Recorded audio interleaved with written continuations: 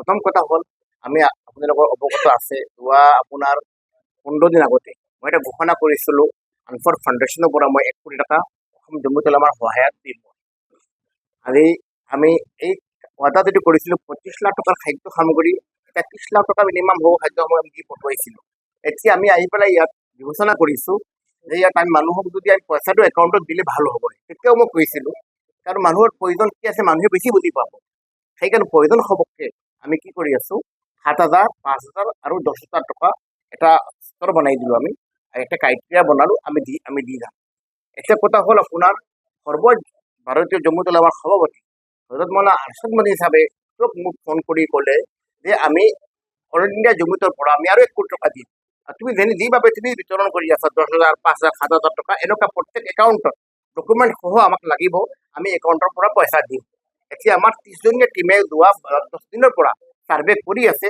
এতিয়ালৈকে আমি 1200খন লিষ্ট পালোঁ আৰু অতি সোনকালে আমি তেওঁকো একো দায়িত্ব দিছোঁ, এনেকুৱা প্ৰত্যেক সংগঠনত দিছোঁ, আমি নিজাববীয়াকৈ কৰি আছোঁ।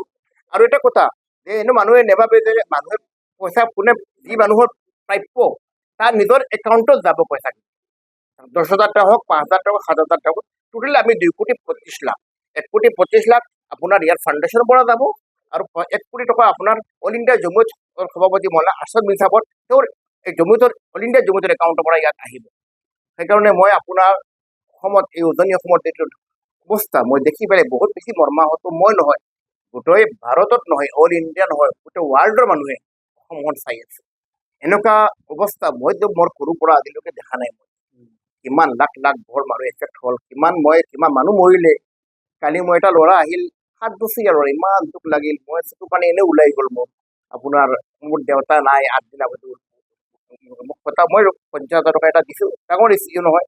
মই ক'ম এটা কথা, যিসকল মানুহ এফেক্ট হ'ল আৰু যিসকল এটিম ল'ৰা ছোৱালী মা দেউতা নাই, মাওৰা বুলি কয়, মাওৰা, আপুনি সেইসকল মানুহক যদি ফ্লাড হওক নহওক আপোনালোকক সহায় কৰিব।